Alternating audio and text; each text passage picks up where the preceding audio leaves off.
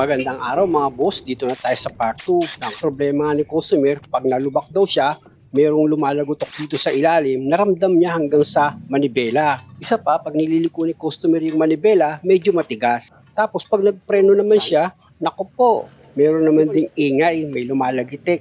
At kung napanood niyo nga yung part 1, alam niyo na kung ano pinanggalingan nun. Tanggalin ko muna itong wheel hub niya mga boss dahil nga sa may problema ito sa wheel bearing. Ito nga mga boss, kung makikita nyo, kumapit na itong wheel bearing niya. Dahil nga sa natuyuan na ito ng grasa. Malamang papalitan ko na agad dito yung outer bearing niya mga boss. Kung makikita nyo, ayan oh. Bumitaw din itong outer bearing niya dito sa spindle. At ito na mga boss yung outer bearing niya. Pinakita ko kay customer yan na kalug na nga itong outer bearing niya. Kumbaga malakas na yung kalug niyan mga boss at hindi na yan pwedeng i-repack pa. Kaya papalitan ko yan. Alam niyo mga boss, kadalasan, yung outer bearing talaga yung unang nasisira. Tingnan mo yung loob, walang kagrasa-grasa. Wala oh. Sa nakita ko dito mga boss, ngayon lang ito nabuksan. Kita niyo itong washer niya oh, halos bago pa. Palagay ko itong sasakyan mula nung nabili, bibihira ito gamitin. Kaya halos ngayon lang siya magbubukas ng wheel hub bearing niya. Sunod ko naman sa tatanggalin itong inner bearing niya. Gagamit ako dyan ng sinsel mga boss para maitulak ko nga itong inner bearing at ma-check up ko yan. Ayan mga boss, lumabas na itong inner bearing niya. Siyempre kasama yung oil seal niya. Ayan yung oil seal. Tapos ito naman yung inner bearing niya. Aba, okay na okay pa itong inner bearing niya mga boss. Wala siyang kaluggaano. Baliktarin ko itong wheel hub niya mga boss para matanggal ko nga itong outer race niya. Siyempre sa pagtanggal ng outer race, gagamit ka dyan ng sinsel. Tanungin ko nga si customer kung naripak na yung bearing nito. Paripak na ata eh. Para bago yung grasa niya. O hindi pa? Hindi ko pa. Hindi pa gamitin sa sasakyan? Mabira ako. Kaya pala. Dati sabihin ng kuya mo eh. Sabihin ng ko. Sabi ko na bihira gamitin itong sasakyan eh. Kung makikita yung mga boss, nilinis ko na itong inner bearing niya. Dahil nga sa wala namang problema dito sa inner bearing niya, i-repack ko yan. Dito naman sa loob ng wheel hub mga boss, siyempre may mga grasa pa rin tira-tira dyan, kailangan matanggal ko rin yan. Importante kasi na malinis itong loob ng wheel hub dahil nga sa lalagyan ko yan ng bagong grasa. Para sigurado na walang matitirang lumang grasa dito, pupunasan ko ng basahan itong loob ng wheel hub. Maganda kasi na malinis itong loob ng wheel hub nyo. Para pag nilagyan mo nga ng bagong grasa itong loob ng wheel hub mo, hindi siya mahaluan ng lumang grasa. After ko nga mabaligtad itong wheel hub, ito namang oil seal mga boss, importante na malinis din yan, syempre.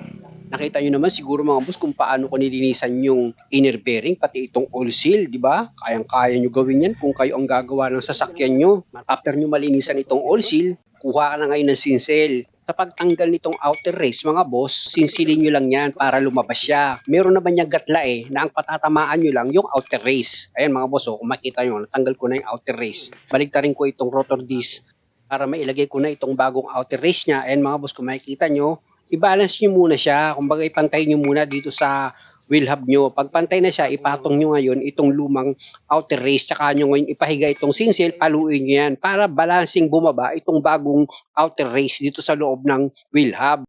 Importante mga boss na itong outer race, isagad nyo yan, ipasok dito sa loob ng wheel hub hanggang sa lumapat siya sa pinaka-stopper niya. Pag okay na, nakita nyo naman, nilalagyan ko na yan ng grasa dito sa outer na pagkakabitan ko nga ng bearing. Baligtarin ko yung mga boss para maikalat ko nga itong grasa na inilagay ko. Tandaan nyo mga boss, okay lang kung marami kayong grasa na ilalagay dito sa loob ng wheel hub nyo. Total, lalabas naman yan pag sumobre, pwede mong tanggalin eh. Sa paglipak naman ng wheel bearing mga boss, nakita nyo, di ba? Sasaksakan nyo lang naman ng grasa itong loob ng wheel bearing. Tapos, pwede mo na ngayon siyang ilagay dito sa wheel hub mo, ilapat mo siya ng maayos. Na pag okay na, dito naman tayo sa outer bearing. Ayan ang mga boss yung bagong outer bearing na nabili ni customer. I-repack nyo rin yan hanggang sa yung loob ng wheel bearing nyo, papasukan na siya ng grasa. Na pag okay na, pwede mo na ngayon ilagay itong oil seal dito sa inner bearing. Ayan mga boss, medyo paluin nyo lang yan hanggang sa lumapat itong oil seal. Pag okay na, gamit ka ng brake cleaner, isprayan mo itong rotor disc.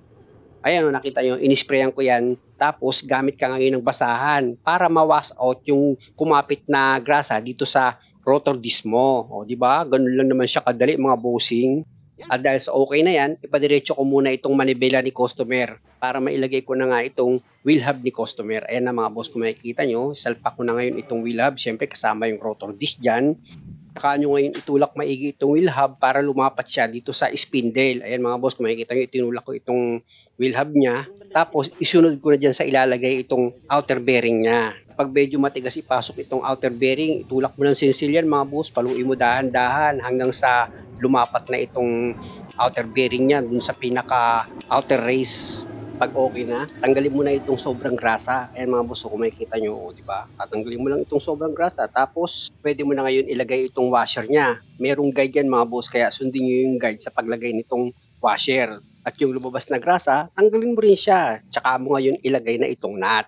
Pakapit mo na yan sa thread niya. At pag okay na, gamit ka ng yabi tubo o kaya katala.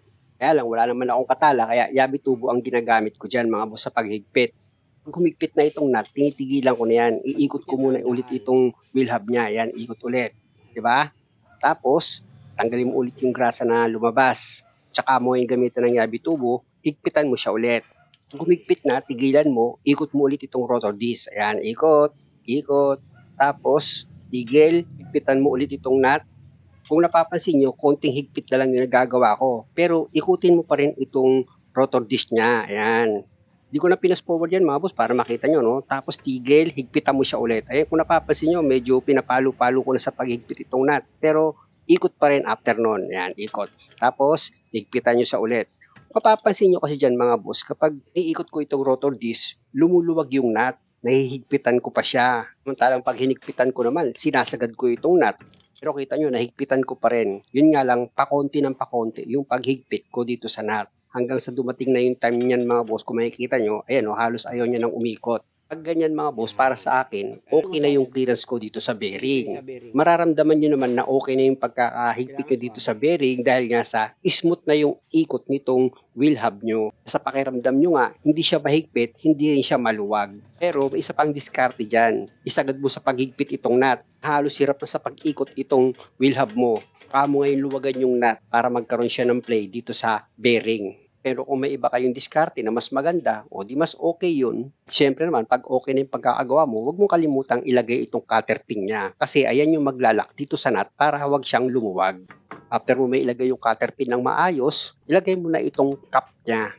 Yun nga lang, siguraduhin nyo na maayos yung pagkakalagay nyo ng cap para pag nasa biyahe kayo, hindi tumalsik yan. Pag okay na, gamit ka ng brake cleaner. Isprayan mo itong rotor disc mo. Ayan o, makikita nyo, di ba, inisprayan ko. Tapos, gamit kayo ng basahan. Para nga yung kumapit na grasa dito sa rotor disc mo, matanggal siya. At pag okay na, papihik nyo na yung manibela pakaliwa para mailagay nyo na itong brake caliper holder niya. Ayan mga boss. Tapos, yung dalawang nut niya na number 17, ipakapit nyo na yan sa thread niya. Taas babaya mga boss. After nyan, gamit ka na ngayon ng socket wrench na number 17 para maipanel mo na nga yung higpit dito sa dalawang bolt ng brake caliper holder mo. Tsaka mo yun isunod sa ilagay itong number 10 na bolt dito sa shield ng rotor disc mo. Pag kumapit na yan, gamit ka ng box wrench number 10, ipanel mo na yung higpit. Tapos dito naman ako sa paglagay ng brake pad. Meron siyang guide mga boss, itapat nyo lang sa guide itong brake pad. Yan, sa baba at sa taas. Tapos idiin nyo na yan. O, di ba? Ganun lang siya kadali. Tsaka mo ngayon isunod sa ilalagay itong pangalawang brake pad. Same procedure lang mga boss dito sa brake caliper holder, meron siyang guide. Itatapat mo lang doon yung magkabilang dulo nitong brake pad mo, tsaka mo ngayon siya itulak. Kita nyo, basic lang. Pwede mo na ngayon ilagay itong brake caliper mo. Siyempre naman sa paglagay ng brake caliper, yung magkabilang tenga nitong brake caliper nyo, yung babat taas niyan, siyempre itatapat mo yan dito sa paglalagyan mo nga ng bolt dito sa brake caliper holder. Para pag nilagay mo nga itong bolt na number 14, hindi ka mahirapan. Tingnan nyo mga boss na ilagay ko na agad yung bolt dito sa taas. Ito naman ngayon yung sa baba na bolt na number 14. Pakapit ko na yan sa thread niya at pag okay na, gamit ako ng impact wrench para maifinal ko na nga yung higpit dito sa dalawang bolt ng brake caliper. At dahil sa okay na ako dyan mga bossing, punta na ako dito sa isa pang nirereklamo ni customer. Kapag nalubak daw siya, meron daw lumalagotok. Naramdam niya hanggang dito sa manibela. Sa pag-check up nga pala na ginawa ko dyan, hindi ko na naipakita sa inyo, kalug na itong pinaka-cross joint ng steering shaft niya. Kaya nag-recommend ako kay customer na palitan na yan. Sa pagtanggal naman itong steering coupling or steering shaft, merong number 12 na bolt na tatanggalin ka dito sa universal joint niya na nakarugtong nga yan dito sa steering column. Yan sa ibabaw. Ayan mga boss, kung makikita nyo, naluwagan ko na yung bolt na number 12 dyan. Dahil nga sa nasa sulok yan, syempre, kinamay ko na yan sa pagtanggal mga boss. Ayan na siya. Tapos dito naman sa kabilang dulo ng steering coupling, pipwesto ako dito sa ilalim ng sasakyan ni customer para maluwagan ko nga yung bolt na number 12 dito sa kabilang dulo nga ng steering coupling ni customer. Ayan mga boss, gagamit ka dyan ng backstress na number 12 para maluwagan mo itong bolt dito nga sa universal joint. Kapag maluwag na yan, pwede mo nang kamayin yan mga boss para mas mabilis mo matanggal itong bolt. Ayan na siya, number 12 yan ha. Ayan. Tsaka mo ngayon isprayan ng penetrating oil itong duktungan ng universal joint papunta nga dito sa pinion gear niya. Tapos gamit ka ng sinsel, itulak mo paangat itong steering coupling para mabunot siya dito sa pinion gear. Ayan na mga boss, kung makikita nyo, nabunot na itong steering coupling dito sa pinion gear. Kaya lipat na ako dito sa ibabaw ng makina ni customer para tuluyan ko nang matanggal itong sirang steering coupling. Kaya nga pala mga boss, kapag tinanggal nyo na itong steering coupling niya dito sa steering column, dapat yung manibela nyo nakadiretso. Meaning to say, pati yung gulong syempre dapat nakadiretso rin. At ito na yung steering coupling niya, ipinakita ko yan kay customer. Medyo Ayun, tingnan mo. po yun sa manibela po. Ayun, Ayun, Ayun, nakita mo yung ano. Naka-vibrate. Ayan yun. Ayun, kalog. Dito maano mo, akala mo wala. Pero kapag nandun nakakabit, ramdam mo na yung yung kalog niya. At saka kita mo yung galaw, Yan. Maluwag na masyado. Yun nga mga boss, dahil sa maluwag na yan, pag nalulubak si customer, ramdam niya talaga sa manibela yung lagotok. Kasi nga, gaganon yan eh. Pwede kasing dala ng kalumaan, yung needle bearing nitong cross joint, naputol na siya or numipis na. Kaya mauga na itong cross joint. At ito na yung bagong bili ni customer na steering coupling. Kung makikita nyo itong cross joint niya, di ba? Mahigpit siya eh. Ibig kong sabihin mga boss, wala siyang kalog. Tapos yung haba niyan mga boss, tingnan nyo, yung adjuster niya, gumagalaw pa. Samantalang itong luma na steering coupling ni customer, kung makikita nyo, hinihila ko yan, stack up na. Kaya pwede ko na ngayon ilagay itong bagong bili ni customer na steering coupling. Sa paglagay niyan mga boss, same procedure na kung paano mo nga tinanggal yan, ganun mo rin siya ibabalik. Siyempre, unahin mo rito sa ibabaw. Na pag na-connect mo na yan, pwede ka na ngayon pumesto dito sa ilalim para ma-connect mo na nga itong kabilang dulo ng steering coupling mo dito sa pinion gear. Kaya lang mga boss, mahaba pa itong video. Kaya pakiabangan sa part 3 dahil nga sa medyo palyado pa raw itong makina ni customer, tapos yung manibela niya medyo matigas nga daw siya pag inililiko. Kaya pasensya na, hanggang dito lang muna. Muli, maraming salamat sa panonood. Sana nakakuha kayo ng idea at kung maaari, huwag niyo naman sanang kalimutang mag-subscribe sa channel ko. Maraming salamat!